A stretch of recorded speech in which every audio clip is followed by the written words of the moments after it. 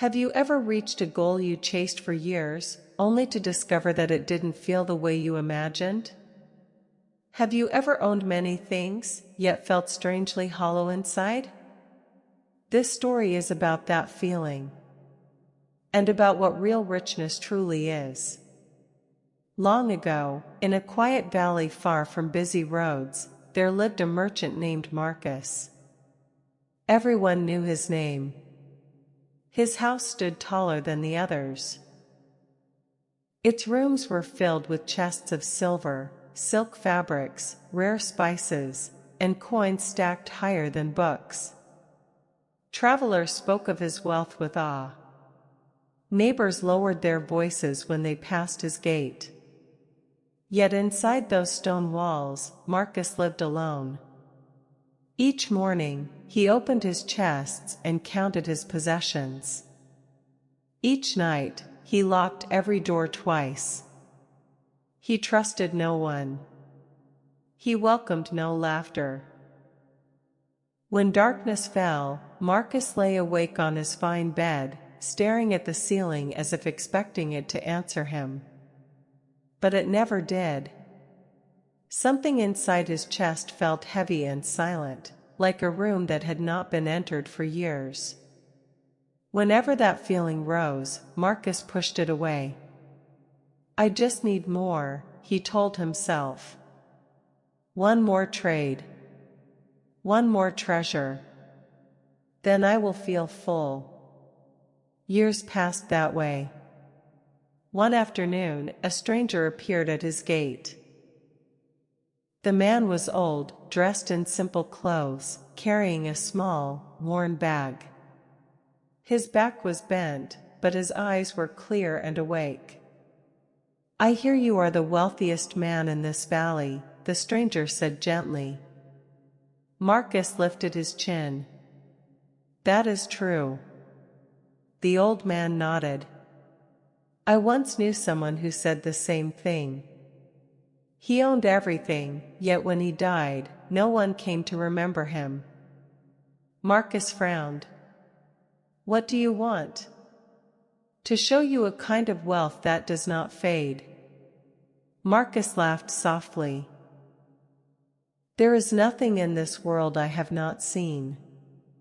The stranger reached into his bag and pulled out an old, folded map. "This leads to riches greater than anything you own," he said. "But it will cost you your finest jewel. And you must walk with me." Marcus hesitated.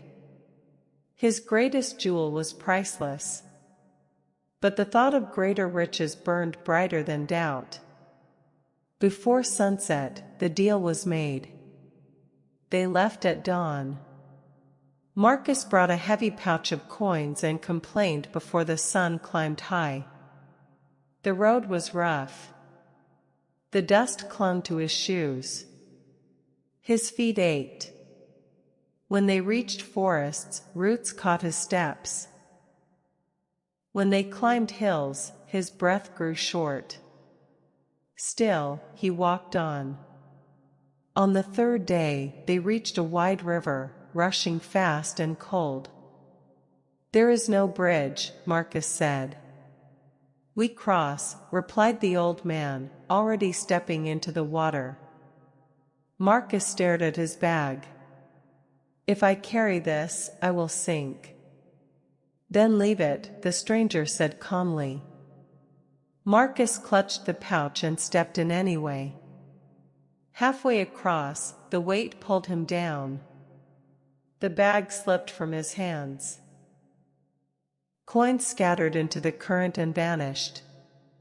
Marcus cried out, but the river did not listen.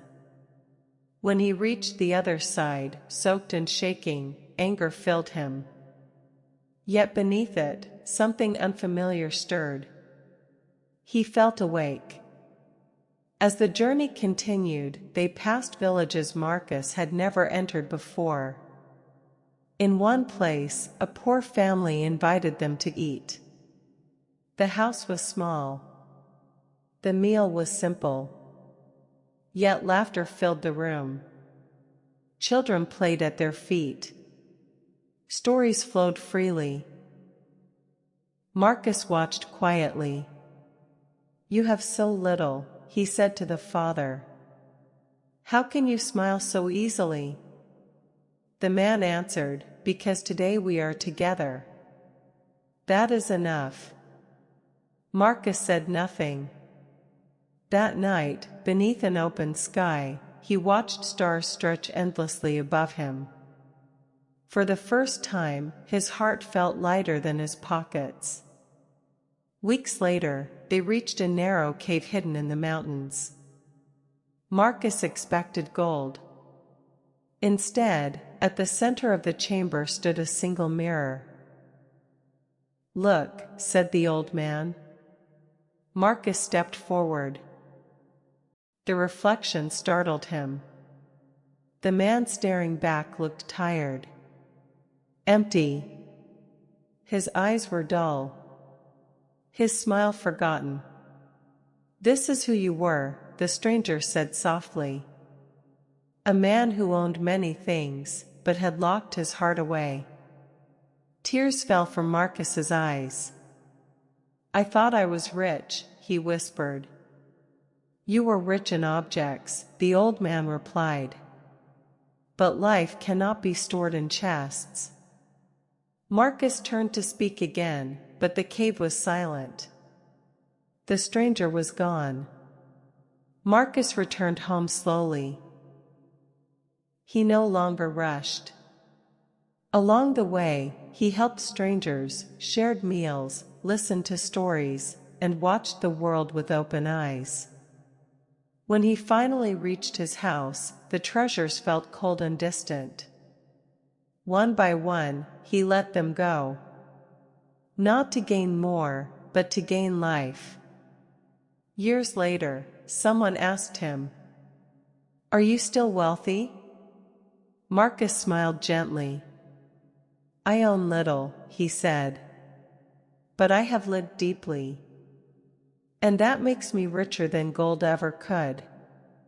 Seedling moral: true wealth is not what you lock away.